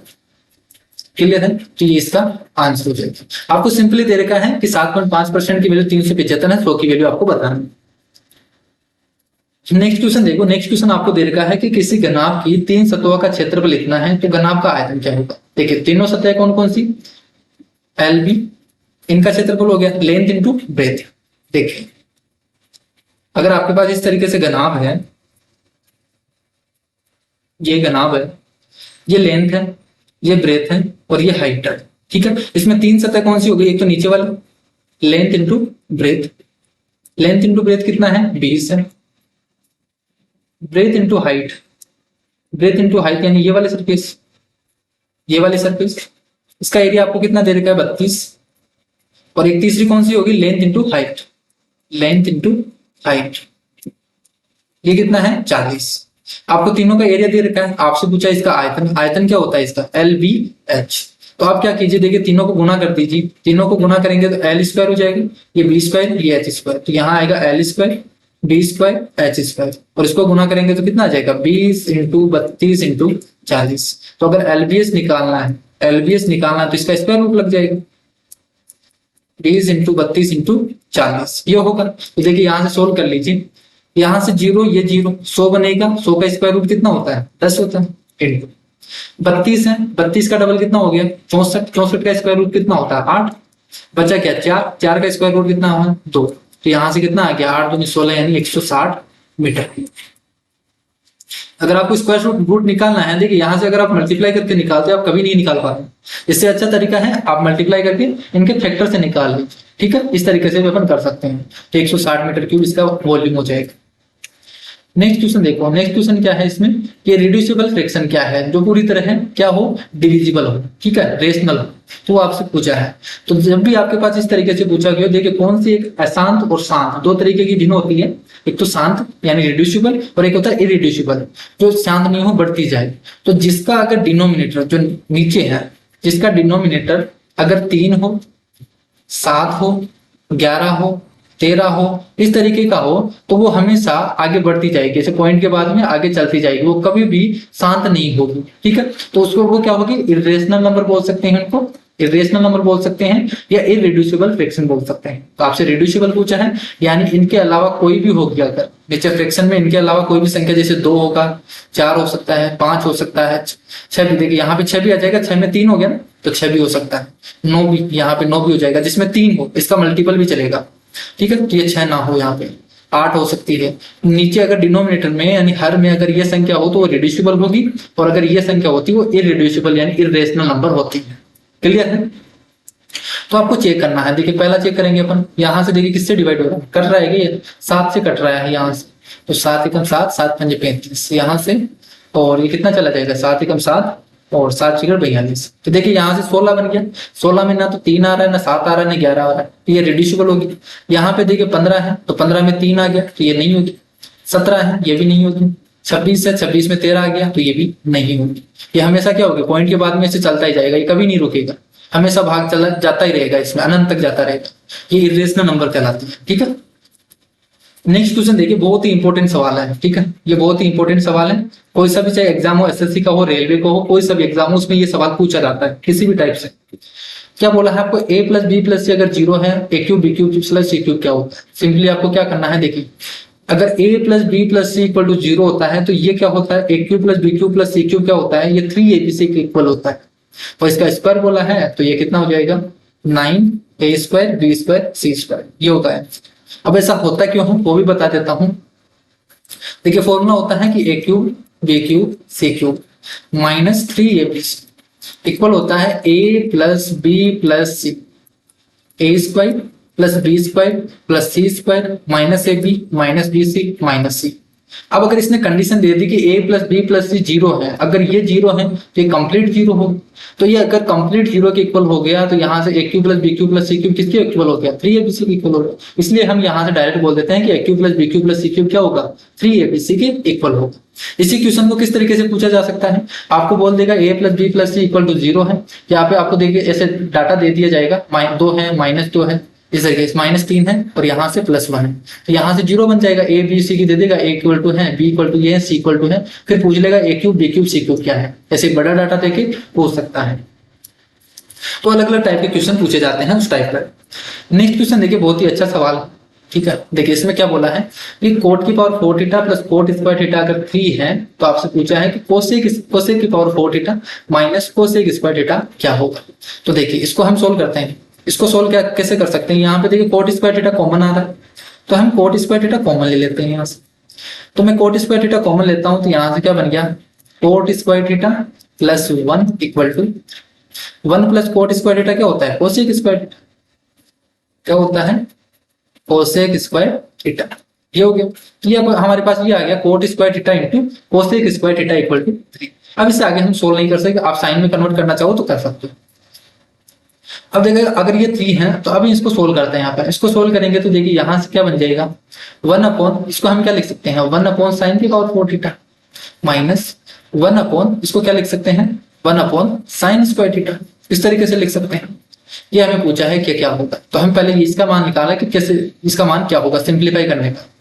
तो यहां से एलसीएम ले लीजिए, साइन की पावर 4 थीटा तो 1 माइनस साइन स्क्वायर थीटा आएगा, यानी cos square theta upon sine की पावर 4 थीटा। इसे हम क्या लिख सकते हैं, cos square theta upon sine square theta, यानी कोट स्क्वायर थीटा और कोसेक स्क्वायर थीटा।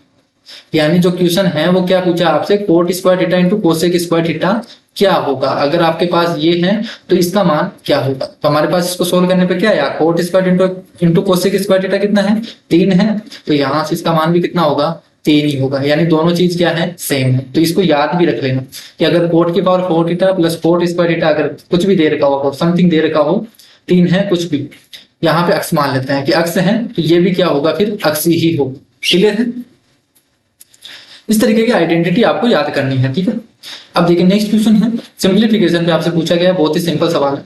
इसमें देखिए सिंप्लीफिकेशन में रूल लगाना आपको होता है कि बोर्ड मास का रूल लगाते हैं अपन, पहले ब्रैकेट फिर ऑफ फिर डिवाइड मल्टीप्लाई एड और सब्ट्रैक्ट। तो यहां से देखिए सबसे पहले कौन करेंगे, तो इसको सोल्व करेंगे डिवाइड वाले को। तो माइनस का 96 है, माइनस का 32 है, इसको डिवाइड करेंगे तो कितनी बार चला गया, प्लस का आएगा 3 बार। तो ये आ गया प्लस का 3, यहाँ पे माइनस है तो ये माइनस का ही होगा, माइनस का 3 हो गया, ये माइनस का 3, 45 और 3 माइनस का 48 होगा, माइनस का 48 और बाहर माइनस का 1/4 है, तो माइनस का 1/4 है, तो माइनस से तो माइनस चला गया, 4 से काटेंगे तो बाहर, तो ये इसका आंसर हो जाएगा। नेक्स्ट क्वेश्चन देखो सिंपल इंटरेस्ट। देखिए सिंपल इंटरेस्ट बहुत ही इंपॉर्टेंट टॉपिक है ग्रुप डी के लिए। सिंपल इंटरेस्ट हुआ, टाइम एंड वर्क हुआ, तो ये देखिए यहाँ से बहुत ज्यादा क्वेश्चन पूछे जा रहे हैं, तो आपको ये बहुत ही अच्छे से तैयार करना है। देखिए क्वेश्चन बोला है कि 750 रुपए की निवेशित राशि पर 3 महीने का ब्याज 18 रुपए है, तो रेट बतानी है।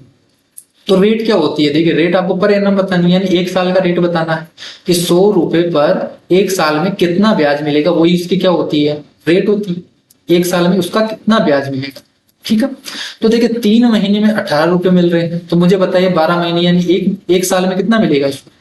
3 चौक 12 यानी 4 गुना है, यहाँ से भी 4 गुना, 18 54 18 चौक 72, तो उसको कितना मिलेगा, 72 रुपए ब्याज मिलेगा।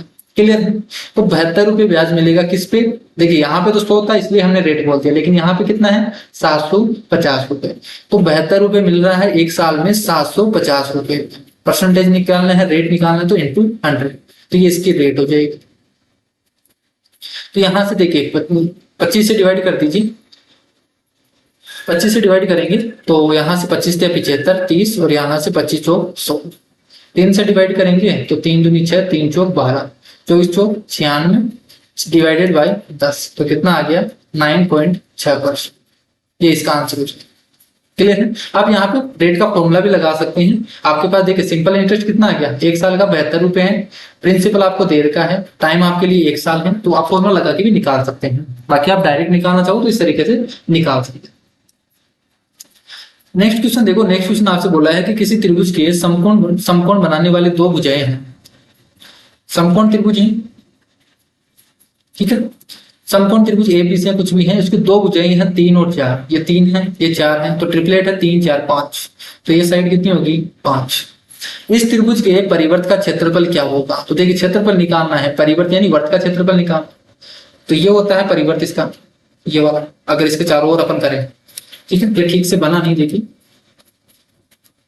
ये अब क्या होगा इस तरीके से होगा, तो इसके परिवर्त होगा इस तरीके से इसको टच करते हुए, ठीक है, और ये क्या होगा इसका सेंटर होगा।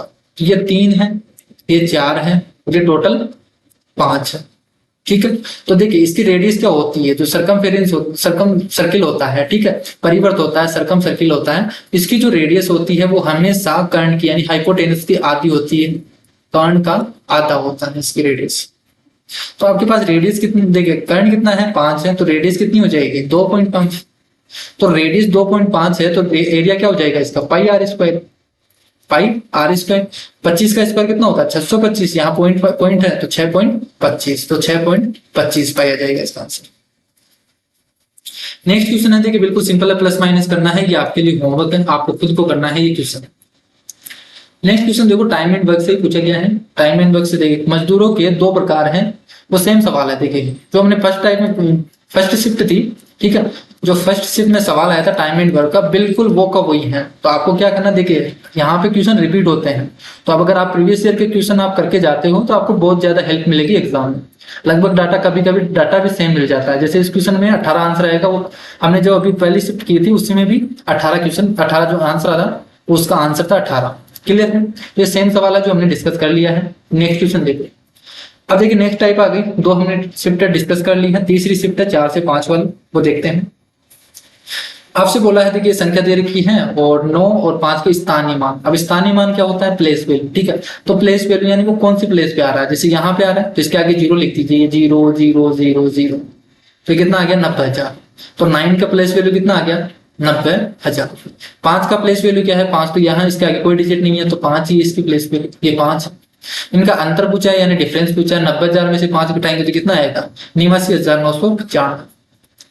नेक्स्ट क्वेश्चन देखो, दीपाली ने एक कप का एक सेट 375 रुपए में खरीदा। खरीदा किसने, कितने में 375 रुपए। बाद में पुराना स्टॉक समाप्त हो गया तो उसने क्या कर लिया 375 में बेच दी, 345 रुपए में बेच दी। अब बताओ उसको कितना नुकसान हुआ, तो यहां से बताइए, देखिए कितने रुपए का नुकसान हो गया उसको। 75 में खरीदा था उसने, 375 में खरीदा और 345 में बेच दिए, तो यहाँ से 30 रुपए का लॉस हो गया उसको। परसेंटेज में पूछा है तो कॉस्ट प्राइस में निकालते हैं हमेशा, तो कॉस्ट प्राइस कितनी है 375 इंटू 100, 0 से काटेंगे 37.5, 37.5 डिवाइडेड बाई 100 का मतलब होता है 1/8, ठीक है, कितना होता है 3/8 होता है, ठीक है। 37.5 का मतलब कितना होता है 37.5 डिवाइडेड बाई 100, इसका मतलब होता है 3/8। परसेंटेज में आपने सीखा होगा 37.5%, इसका मतलब कितना होता है 3/8। तो यहां से कितना हो गया 37.5%, तो यहां से 3/8 है यानी कितना आ गया 8%। तो आपको ये कैलकुलेशन भी आपको फास्ट रखनी है एग्जाम में, ताकि आप अच्छे से जो जितने अलग टाइप आपसे पूछे जाए, अलग सब्जेक्ट के क्वेश्चन पूछे जाए, उसमें आप ज्यादा टाइम दे सको, ठीक है। तो बहुत ही सिंपल सवाल पूछे जा रहे हैं ग्रुप डी में, तो आप इजीली कर सकते हो, ठीक है। कंप्लीट आप जितने भी क्वेश्चन हो वो कंप्लीट कर सकते हो, 100% कर सकते हो।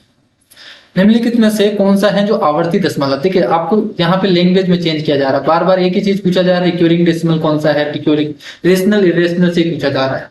तो देखिए आपसे पूछा है रिक्योरिंग डेसिमल जो नहीं है, ठीक है। देखिए 4/56 है तो इसको क्या हो गया 1/14, 14×56 1/14। देखिए इसमें 7 आ रहा है तो ये रिक्योरिंग नहीं है, ठीक है। ये क्या होगा इसमें चलता जाएगा, ये इरेशनल नंबर। आपको रेशनल पूछा है 7 8 56 1/8 आ गया। इसमें रेशनल देखिए डिनोमिनेटर में क्या है 8 है, तो ये क्या हो जाएगा एक शांत दशमलव है रेशनल नंबर, क्लियर। तो ये इसका आंसर हो जाएगा। तो इस टाइप के क्वेश्चन देखिए हर शिफ्ट में पूछे जा रहे हैं इस टाइप का क्वेश्चन। 28% की वैल्यू, बहुत ही सिंपल सवाल है परसेंटेज का। 28% का मान 35 है तो संख्या बताओ, यानी 35 है वो 28% की वैल्यू है, 100% की वैल्यू आपसे पूछा है, सोल्व कर लीजिए कितना आ जाएगा 125। नेक्स्ट क्वेश्चन है डाटा इंटरप्शन से पूछा गया है। देखिए परसेंटेज का ही क्वेश्चन है लेकिन डाटा में कन्वर्ट कर दिया है। यदि टोटल पॉपुलेशन इज 9,000 टन है तो बताना है कि राइस यानी चावल कितने टन है। एक सर्किल दे रखा है, देखिए एक पॉइंट पे जो एंगल बनता है वो कितना बनता है टोटल 360 डिग्री, और यहाँ पे जो दे रखे हैं 20, 180, 140, 40, ये क्या है डिग्री में है, ठीक है। ये 80 डिग्री, 140 डिग्री, या 40 डिग्री, इस तरीके से। तो टोटल 360 डिग्री बनता है। कि टोटल जो इसका दे रखा है कुल उत्पादन है वो 9,000 टन, कितना है 9,000 टन। लेकिन यहाँ पे टोटल कितना है, टोटल के नीचे टोटल, तो यहाँ पे टोटल कितना है, यहाँ पे एंगल की बात की है तो एंगल लिखेंगे अपन टोटल, तो 360 डिग्री। पूछा क्या है हमें, राइस का पूछा है, तो राइस कितना है 40 डिग्री इंटू 40 डिग्री, बस सोल्व हो गया। इसको सोल्व कर लीजिए, क्या करेंगे देखिए 9 से डिवाइड करेंगे, 9 चौक 36, 40 से 40 तो कितना आ गया 1000। एलसीएम पूछा है, एलसीएम फ्रैक्शन का एलसीएम, देखिए फ्रैक्शन का एलसीएम क्या होता है एलसीएम क्या होता है कि एलसीएम ऑफ न्यूमरेटर ऊपर, ठीक है, अंशों का LCM, numerator, LCM of numerator divided by HCF of denominator, denominator यानी अंशों का एलसीएम डिवाइडेड बाय हर का एचसीएफ।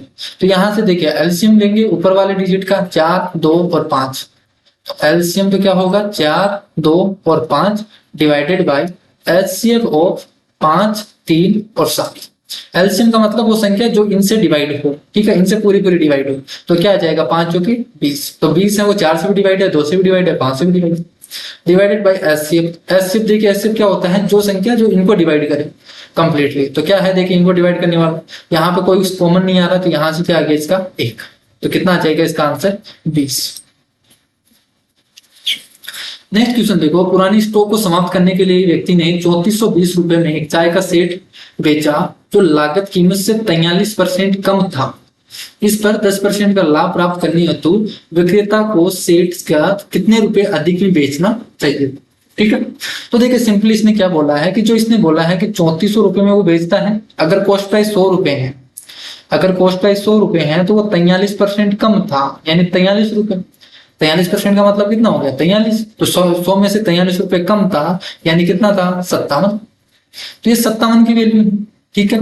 और अगर उसे प्रॉफिट कमाना है 10% प्रॉफिट कमाना है तो कितने में बेचेगा वो 110 रुपए में, कितने रुपए में बेचेगा वो, तो यहां से सोल्व कर लीजिए। तो ये क्या आ जाएगा इसका जो बाद का सेलिंग प्राइस है वो आएगा, ठीक है। तो बाद का सेलिंग प्राइस आएगा, यहां से देखिए सोल्व करेंगे तो कितना बार चला जाएगा, यहाँ से 5 छिकर 30 और 7 छिकर 42, तो पूरा पूरा 6 बार जा रहा है, ठीक है। तो कितना बार चला गया 60 बार, तो यहां से कितना आ गया 11 6 गाड़ी 66, यानी बाद में उसने अगर प्रॉफिट कमाना है 10% प्रॉफिट कमाना है तो उसको 66 रुपए में बेचना होगा। लेकिन क्वेश्चन में हमें पूछा क्या है, देखिए ध्यान रखना, क्वेश्चन में हमें पूछा है कि कितने रुपए अधिक में बेचना होगा। पहले वो 3420 रुपए में बेचता था, अब वो 6600 रुपए में बेचेगा, तो कितने रुपए अधिक में बेचा वो 3180 रुपए, क्लियर है। तो ये 3180 रुपए अधिक में बेचा है, तो ये इसका आंसर हो जाएगा। नेक्स्ट क्वेश्चन देखो टाइम एंड वर्क से है। टाइम एंड वर्क के अच्छे सवाल भी पूछे जा रहे हैं, बहुत ज्यादा क्वांटिटी पूछे जा रहे हैं। तो टाइम एंड वर्क देखिए इंपॉर्टेंट टॉपिक है, time and work, simple interest, ठीक है। ये दो टॉपिक तो बहुत ज्यादा इंपॉर्टेंट है, तो ये तो आपको बहुत ज्यादा अच्छे तरीके से करना है, ठीक है, ताकि आप जितने भी क्वेश्चन आए वो सभी क्वेश्चन आप सही से कर सको। एक साथ कार्य करते हुए ए और बी हैं, वो एक खाली टंकी को 10 घंटे में भर सकते हैं। ए और बी दो पाइप हैं, वो 10 घंटे में भर सकते हैं।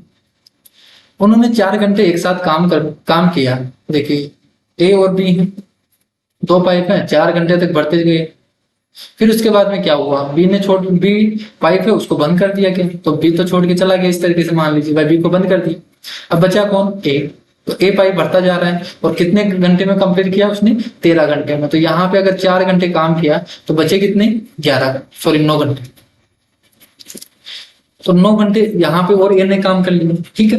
तो बताइए कि ए द्वारा अकेले खाली टैंक को भरने में कितना समय लगेगा। तो सबसे पहले तो इनकी एफिशिएंसी निकालेंगे।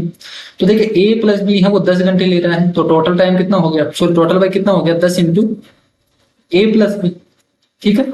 अगर इनकी एफिशिएंसी ए और बी है तो ए हो गया टोटल वर्क, और यहाँ से हम टोटल वर्क निकालेंगे। टोटल वर्क क्या आएगा, देखिए यहाँ से 4 घंटे ए और बी ने किया, तो ए प्लस बी ने 4 घंटे, और फिर 9 घंटे किसने किया, ए ने। तो यहाँ से सोल्व करेंगे, देखिए क्या जाएगा, यहाँ से 9 और 4 13 ए, यहाँ से 13 ए है यानी 3 ए होगी अगर इस 10 ए को इधर लाएंगे तो, और यहाँ से 4 बी है, 4 बी उधर जाएगा तो 6 बी बन जाएगी। तो रेशियो क्या आ गया, यहाँ से ए और बी का रेशियो क्या आ गया, यहाँ से 3 दूनी 6 यानी 2:1। ये रेशियो उल्टा चला जाएगा, ये नीचे आ गया और ये इधर आ गया, तो 2:1। तो रेशियो आ गया इनकी एफिशिएंसी का। तो टोटल वर्क बताइए, यहाँ से टोटल वर्क क्या आ जाएगा, ये भी टोटल वर्क है, ये भी टोटल वर्क है। तो ए प्लस बी की एफिशिएंसी कितनी है 3, दोनों मिलकर 3 यूनिट काम कर रहे हैं, तो 3 यूनिट 10 घंटे के लिए, तो टोटल 30 लीटर पानी है। इस तरीके से देख लीजिए 30 लीटर की टंकी है, तो 30 लीटर की टंकी है, उसे भरने के लिए ए द्वारा कितने घंटे में, तो ए की एफिशिएंसी कितनी है 2 है, तो 2 से डिवाइड कर दीजिए, तो इतना टाइम लगेगा इसको 15 घंटे। ए को पूछा है, अगर बी का पूछा होता 1 से डिवाइड करते टोटल 30 घंटे लगते उसको कंप्लीट करने। नेक्स्ट क्वेश्चन देखिए, जो मैंने फर्स्ट शिफ्ट में आया था क्वेश्चन वही से है, उससे थोड़ा सा एडवांस कर दिया है इस क्वेश्चन को, यहाँ पे करेक्शन कर लीजिए।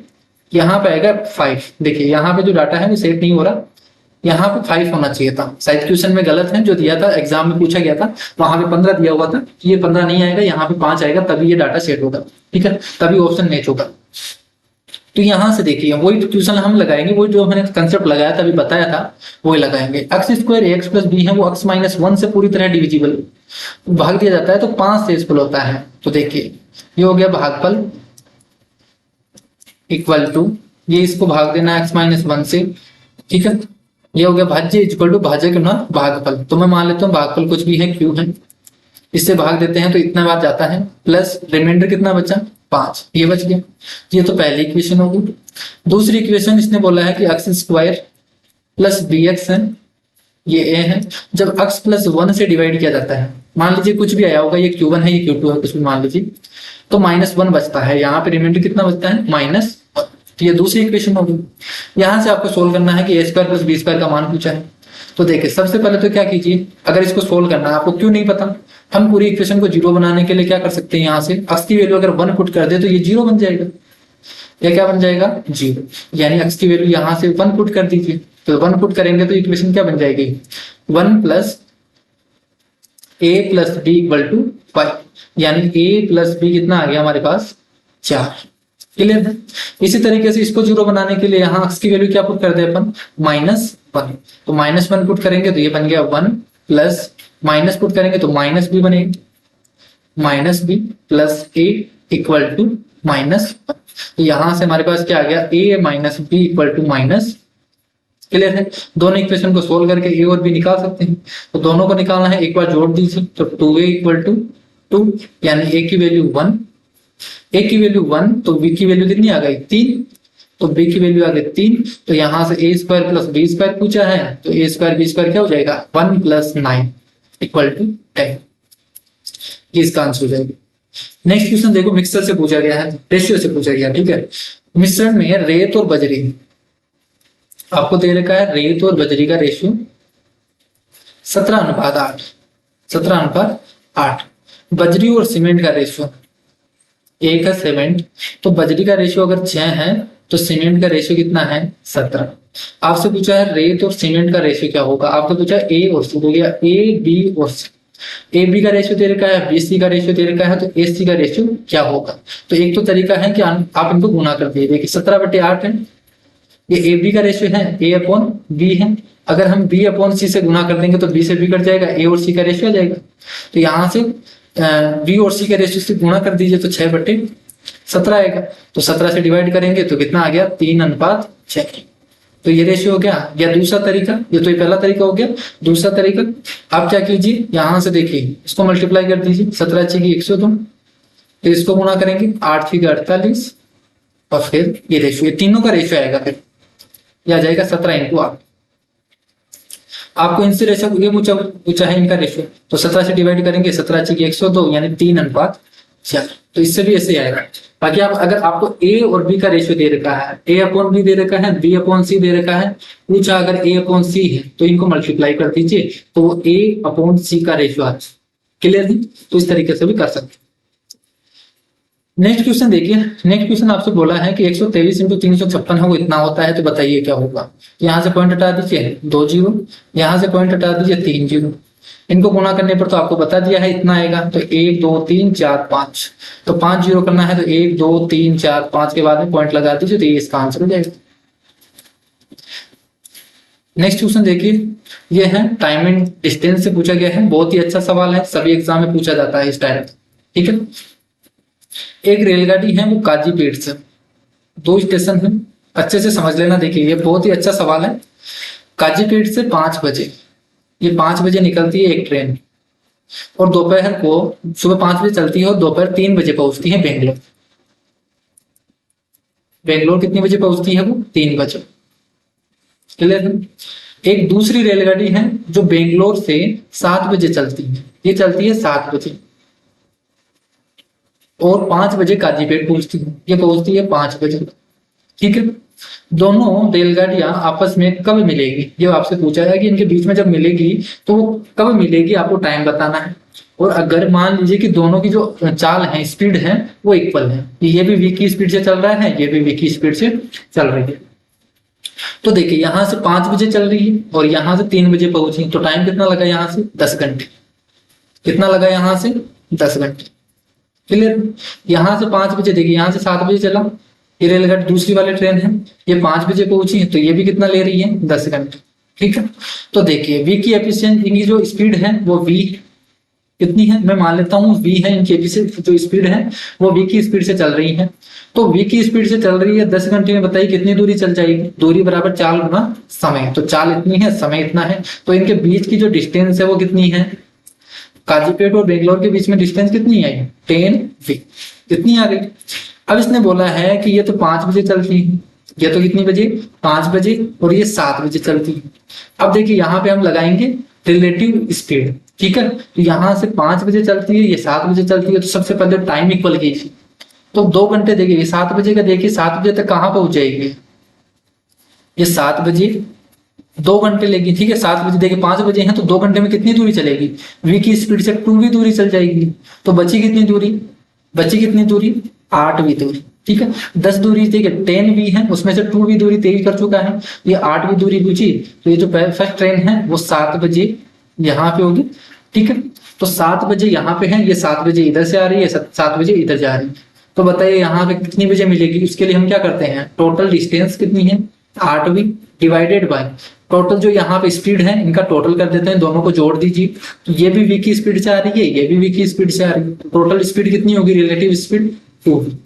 ठीक है। तो ये इतना टाइम लगेगा इनको, तो यहाँ पे कितना हो गया 4 घंटे। तो 4 घंटे लगेगा किसको, 7 बजे के बाद में देख लीजिए 4 घंटे, यहाँ भी 7 बजे के बाद में, तो 7 बजे यानी 7 और 4 11 बजे, ये 11 बजे एक दूसरे से मिलेंगे। तो ये रिलेटिव स्पीड का क्वेश्चन है, तो बहुत ही अच्छा सवाल है, रिलेटिव स्पीड का क्वेश्चन है, तो इंपॉर्टेंट सवाल है। नेक्स्ट क्वेश्चन देखिए। नेक्स्ट क्वेश्चन आपसे बोला है कि एक तांबे की तार को मोड़कर वर्ग बनाया गया है, एक स्क्वायर बनाया गया है जिसका क्षेत्रफल 121 है। तो बताइए इसकी साइड कितनी होगी, इसका स्क्वायर रूट यानी 11, तो 11 सेंटीमीटर होगी इसकी जो साइड होगी। यदि इसी तार को, बताइए तार की लंबाई कितनी हो जाएगी, ये 11 है, ये 11 है, ये 11 है, 11 यानी इसका पेरीमीटर। तो तार की जो लंबाई है वो कितनी हो गई 44 सेंटीमीटर। तो तार की लंबाई 44 सेंटीमीटर है। इस तार से एक सर्किल बनाया गया, एक सर्किल बनाया गया, उस सर्किल का आपको एरिया बताना है, इसका एरिया बताना है। क्लियर है। अब मुझे बताइए कि इसका जो सर्किल है उसका पेरीमीटर तो कितना है 44। तो अगर इसकी जो परिधि है वो 44 है, तो रेडियस कितनी हो जाएगी, परिधि अगर 44 है तो रेडियस कितनी आ गई यहाँ से 7 सेंटीमीटर। अभी कैसे निकाला, अभी मैं बताऊंगा कैसे निकाला। ठीक है। ये जल्दी से अपन स्पीड से कैसे निकालते हैं। तो अगर रेडियस 7 सेंटीमीटर आ गई और इसका एरिया पूछा है, एरिया क्या होता है पाई आर स्क्वायर, तो पाई आर स्क्वायर कितना हो जाएगा 154 सेंटीमीटर स्क्वायर। तो ये इसका आंसर हो जाएगा। अब देखिए ये कैसे आया। ठीक है। ये हमने डायरेक्ट कैसे किया वो मैं बता देता हूँ। आपको एक चीज याद रखना है हमेशा, जब भी आपके पास रेडियस, देखिए आपके जब भी ग्रुप डी में क्वेश्चन पूछा जाएगा, ये रेडियस पे, इसी रेडियस पे पूछा जाएगा, 7, 14, 28, 33, 42, इस तरीके से। ठीक है। इतना ही पूछता है। तो अगर आपके पास रेडियस इतनी है तो आप पेरीमीटर याद कर लीजिए, हमेशा 44 के रेशियो में होगा। जो इसका पेरीमीटर होगा वो 44 के रेशियो में होता है, 44, 88, 132, 176, 220, 264 और इस तरीके से चलता जाता है। ठीक है। 44 के रेशियो में, यहाँ पे 7 ही एक ही साइड है। ठीक है। देखिए यहाँ पे 21,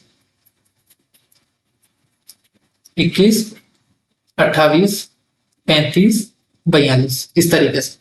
और इसका जो एरिया होगा वो एरिया क्या होता है 154, 716, 21 का 1386, 28 का 2464, 33 का 3850 और 42 का है 5544।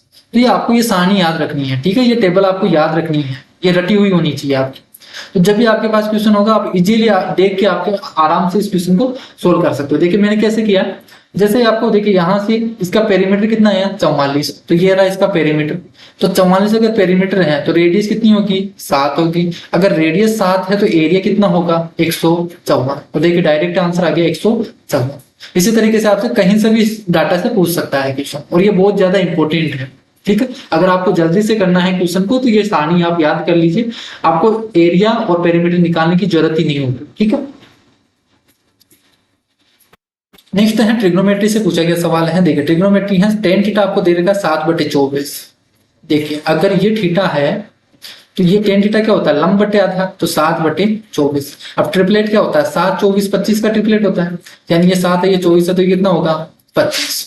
क्लियर, यहां से पुट कर दीजिए, टेन थीटा कितना है 7/24 है, minus sec theta, sec theta क्या होता है कोस थीटा का उल्टा, यानी 24/25 का उल्टा, 25/24 divided by sine theta, sine theta कितना होगा लंब बटे काट 7/25 इक्वल टू माइनस का p/28।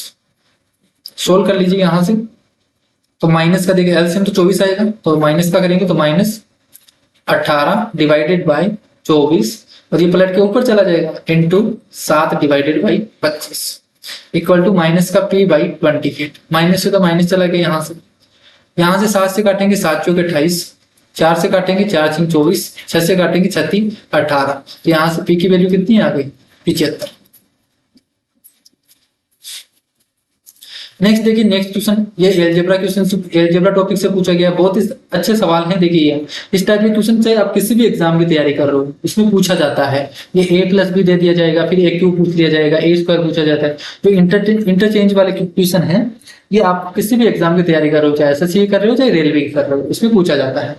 तो देखिए यहाँ से a-1/a एक दे रखा है, तो ये क्या होगा, अगर k दे रखा होता है तो a² + 1/a² क्या होता है k² + 1, तो 1 का स्क्वायर 1 सॉरी 2, ठीक है, k² + 2, तो 1 + 2 कितना होगा 3। कैसे आता है, इसको दोनों तरफ स्क्वायर कर दीजिए, तो क्या हो जाएगा a - b का स्क्वायर का फॉर्मूला लगा दीजिए, a² + b² - 2ab = 1, तो ये पलट के उधर जाएगा तो कितना आ जाएगा प्लस का, इसलिए आ जाता है कि k का स्क्वायर प्लस का, ये यहां से आता है k² +, तो कितना आ जाएगा इसका आंसर 3। अब देखिए वापस से वही सवाल आ गया, वर्गमूल निकालना है परफेक्ट स्क्वायर रूट का, वही तरीका मैंने आपको बताया था, ये तीसरा सवाल है आज की क्लास का। सबसे पहले इसका यूनिट डिजिट देख लीजिए, देखिए यहाँ से यूनिट डिजिट 9 है, तो क्या हो सकता है, या तो 3 हो सकता है या 7 हो सकता है। फिर 2 डिजिट काट दीजिए, बचे कितने 32, ये 32 किसके बीच में है, या तो ये 5 का स्क्वायर और 6 के स्क्वायर के बीच में है, तो हम 5 वाला लेंगे मिनिमम, तो या तो 53 होगा आंसर या 57 होगा। अब यह 53 या 57 में से कौन सा होगा, इसके लिए क्या करते हैं, इन दोनों को गुना कर दीजिए, 5 × 30, तो अगर 30 से ये ज्यादा है तो ज्यादा वाला होगा, अगर 30 से कम होता तो कम वाला होता, आंसर कितना हो जाएगा 57। नेक्स्ट देखिए टाइम एंड डिस्टेंस से सवाल पूछा गया है, बहुत ही इंपॉर्टेंट है, ठीक है, ये भी सवाल। एक व्यक्ति है वो अपनी सामान्य चाल के 4/5 चाल से चलने पर 15 मिनट देरी से पहुंचता है, उसी दूरी को तय करने के लिए उसके द्वारा लिया गया सामान्य समय कितना होगा। तो जब भी आपके पास अगर देरी से या जल्दी से इस टाइप का क्वेश्चन पूछा जाए तो फॉर्मूला याद रखना हमेशा कि डिस्टेंस क्या होता है, distance equal to product of speed यानी जो चालों का गुणनफल डिवाइडेड बाय चालों का अंतर, difference of speed into time. अब टाइम यहाँ पे घंटे में होना चाहिए, ठीक है, होवर में होना चाहिए, और यहाँ पे टाइम क्या है कि वो कितना जल्दी जाता है कितना लेट आता है, जो उनका डिफरेंस वो है, यहाँ पे टाइम क्या है उनका डिफरेंस है, वो कितना फर्क पड़ता है वो, तो ये फॉर्मूला याद रखना, ये बहुत इंपॉर्टेंट है, ठीक है।